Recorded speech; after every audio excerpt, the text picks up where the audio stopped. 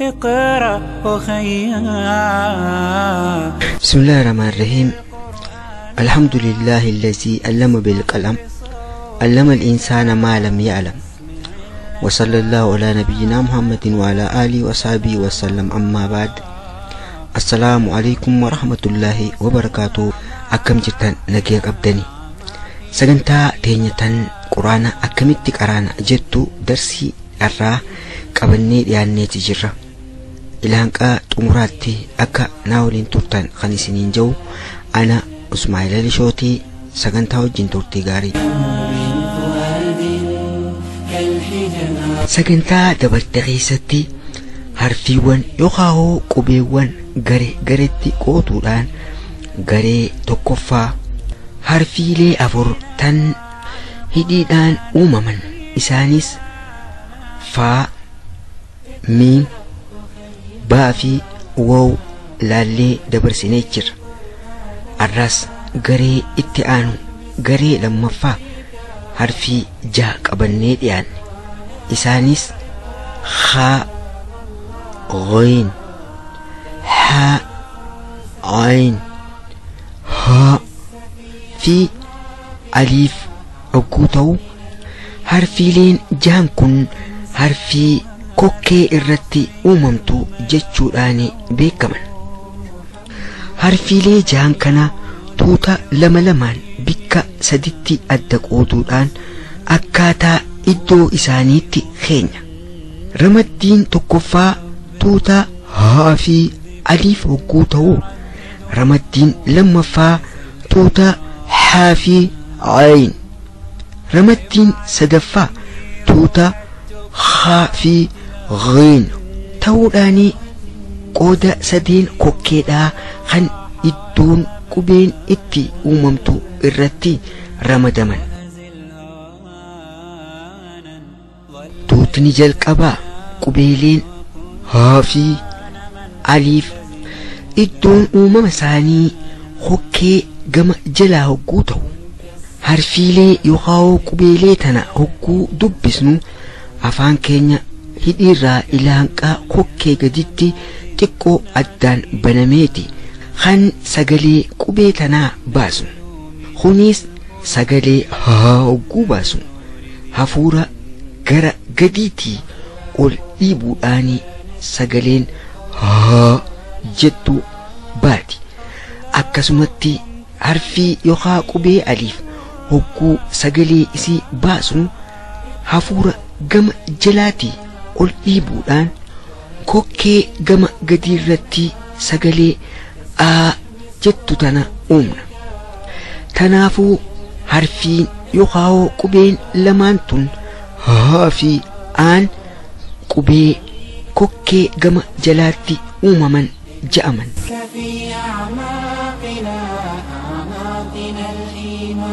Harfiin kokkeedhaa tan tuuta lammaffaarratti argamtu ammaas harfii haa fi ayin hogguu ta'uu iddoon isaan itti uumamanis kokkee teenya tan jidduurratti. Akkaataan uumama isaaniitiis kokkee teenya tan jidduu bakka hafuura somba deemuu fi qoonqoon gara qochumaa deemtu itti adda qoodamtu irratti hafuura sombarraa ol dhufe qabnee alatti gabbaasuudhaan uumna. Sagalee harfii haa hoggaa baasnu haa haa jenna. Akkasumatti ammaas sagalee harfii ayin hogguu baasnus aa jechuudhaani walakkaa kokkee irratti uumna. Harfiileen lamaan haa fi ayin harfii kokkee tan walakkaa kokkee irratti uumamtu ja'aman.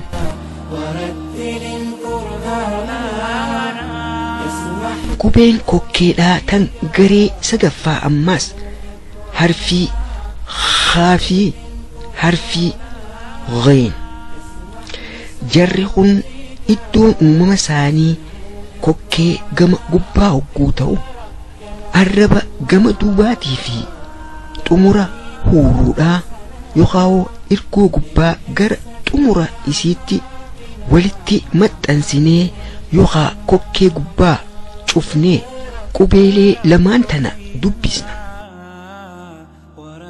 Sagalee qubee haa hogguu dubbisnu xumurri arraba gama duubaatii fi xumurri huuruu gama duubaa walitti maxxananii banaa xiqqishoo qilleensa baastu dhiisnee fi afaan xiqqoo adda bannee hafuura ol dhiibuudhaan kan harfii haa uumnu. haa akkasuma qubeen ghoyniis hidhii geengoo goonee afaan keenya xiqqoo adda bannee xumura arraba kan gara duubaatii fi xumura huuruudhaa yookaan bakka kokkee gama gubbaasan walitti maxxansinee xiqqoo iddoo qilleensi ba'uuf dhiisnee fi sagalee qubee ghoyn kana osoo hafuura akka haatti gadi hin dhiibne kokkee adda banuudhaan kan uumnu.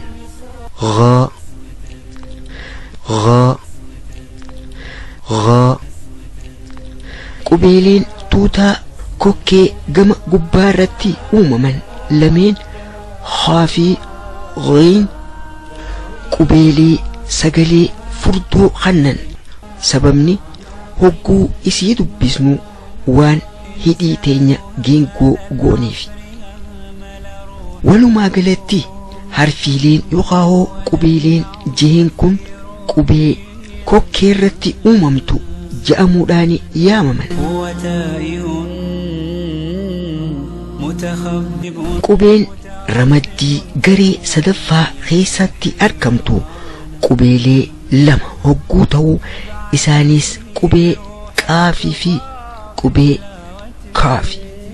Akkaataan uumama isaanii arrabni keenya kan gara duubaa irkoo gama xumuraatti ol maxxanuudhaan kan uumaman hogguu ta'u harfiin yookaan qubeen qaaf hidhii teenya geengoo goonee afaan keenya xiqqoo adda bannee arraba hara boodaa irkoo gara xumuraa itti ol maxxansinee kokkee gama gubbaa walitti dhiyeessinee osoo hafuura alatti gadi hin dhiibne arrabaa fi huuruu adda buqqaasuudhaan sagalee qaa jettu uumna. Qubee yookaan harfii kaaf ammoo hidhii fi ilkee teenya xiqqoo adda bannee arraba hara boodaa huuruu gara boodaatti ol maxxansinee kokkee teenya xiqqoo adda bannee hafuura alatti gabbaasuudhaan sagalee qubee kaaftana uumna. Kaa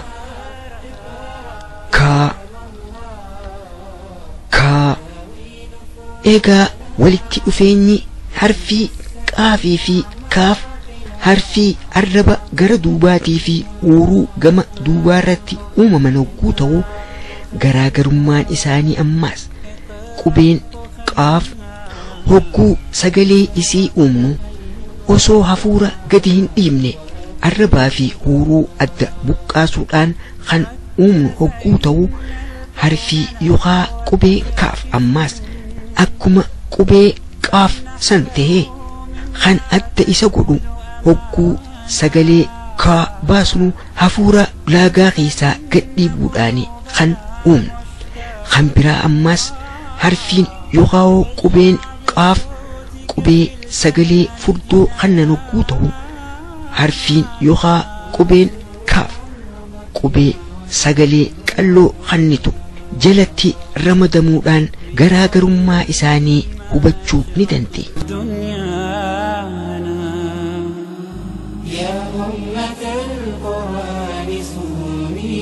Egaa hordoftoota keenya kabajamoo sagantaan teenya tan quraana akkamitti qaraana jettu tan arraa xumurtee jirti. Inshaallah sagantaa itti aantutti qubeelee garii itti aantuu qabadheetiin isiniif dhiyaadha inshaallah. Ilaan qasitti nagayaan naaf turaa. Wassalaamu alaykum wa rahmatullahi ta'ala wa barakaatuh. لنحس في أعماقنا الإيمان. اقرأ